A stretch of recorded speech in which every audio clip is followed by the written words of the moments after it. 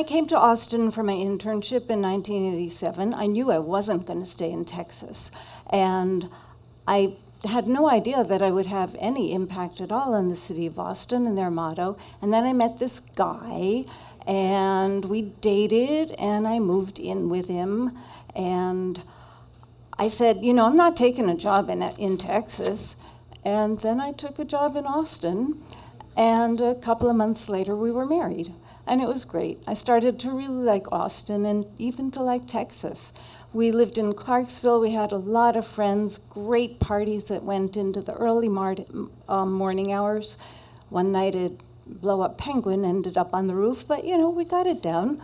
Clarksville is a great neighborhood, iconic architecture, local businesses, and it's that neighborhood where all the neighbors know each other, and we help each other out, and we feed each other, and we gossip about each other. We'd have lunch at Dirty's, maybe, a beer at the Dry Creek. But Saturday mornings were always for stuff around the house, and we'd always be listening to the lounge show on KOOP. And so I was cleaning out under the sink once, and Red was calling in to pledge to KOOP, and they said, "Why are you pledging?" He said, "Well, it helps keep Austin weird." I said, "Well, that would make a good bumper sticker." Red agreed, so we had 1,000 of them printed up. And we used to just give them to whomever. We gave them to friends who'd get all wistful, and we'd hand them to strangers. I remember pulling up to somebody at a red light and just giving them a stack of bumper stickers. I guess we sent some of them to Lloyd Doggett, because he wrote us this lovely letter about the whole thing. It was very, very sweet of him. And then someone from the city of Austin contacted us and invited us to the holiday party, because they said Keep Austin Weird was the theme. Go figure. Anyway, in 2002, Waterloo Records and Book People teamed up and had bumper stickers printed up that said, "Keep Austin Weird, support local businesses." We loved that idea. Red and I thought that was perfect. But that's about the time people started saying, you should really copyright this. Well, we didn't want to copyright it. We wanted anyone to be able to use it. Besides, everybody knew it was ours. Wrong. Wrong on 2 counts. A, it's not copyright. It turns out it's trademark. And somebody did trademark it for, hats and cups and stuff. And we could have fought it had we been able to prove that it was hurting our business, but we didn't have a business. We used to just print up 1,000 bumper stickers at a time and give them to whomever. Most of them we gave to our dog groomer, who would then sell them and give the money to dog rescue organizations. It was perfect. We didn't care if anyone else made money from the phrase, but, trademarking it so no one else could use it, a little antithetical to the whole thing. Anyway, the slogan took off, and Red, the reference librarian, kept a file on it and had Google alerts and just followed all the permutations of it. He just loved it. And he did dozens and dozens of interviews about the whole thing.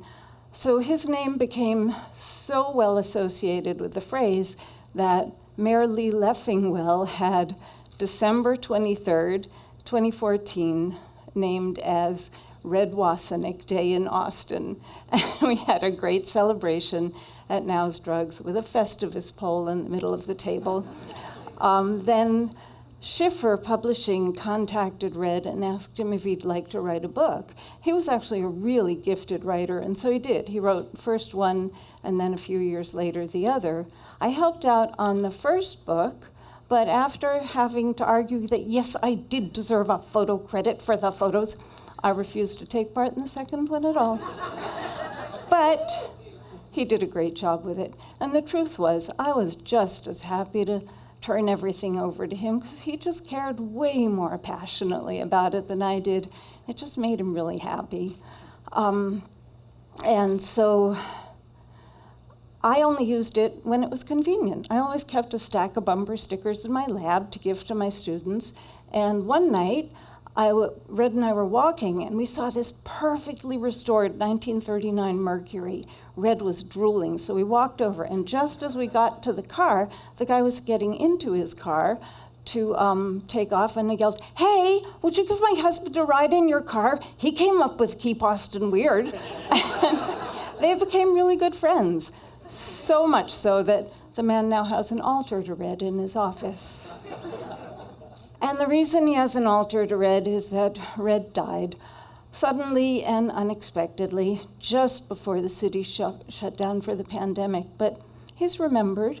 He was mentioned at the Austin Music Awards.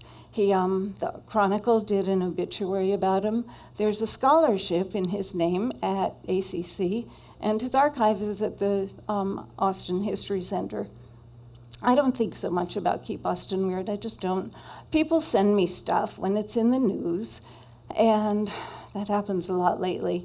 The word weird, obviously, has entered the political dialogue. But that's the good thing about English, is the same word can be used to praise or to besmirch. Red loved this city. He absolutely loved it. He was a bit of a curmudgeon about the way things are going. You know, it's getting way more formal. Nobody goes to work dressed in a 1960s prom gown and high tops anymore. They just don't. Leslie's gone. The skyline gets bigger and bigger. The density gets more and more. But there are a lot of things to love about the city. And I'm guessing that people who are younger than I am are finding a whole lot of things to love about the city that appropriately I'm never going to know about. I came to Austin in 1987, and people told me I had just missed the real Austin. Well, a friend of mine who got here a decade earlier was told exactly the same thing.